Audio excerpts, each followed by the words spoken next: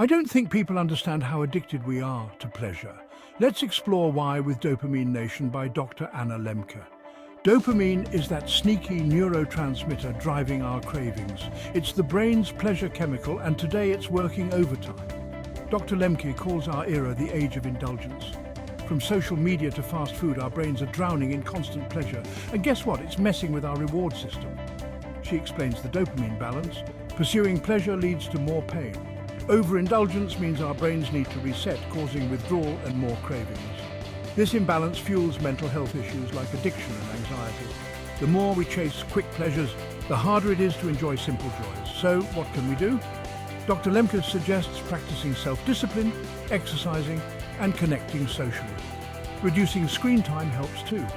Dopamine Nation teaches us to balance pleasure and pain for better mental health. Make conscious choices and reclaim your joy.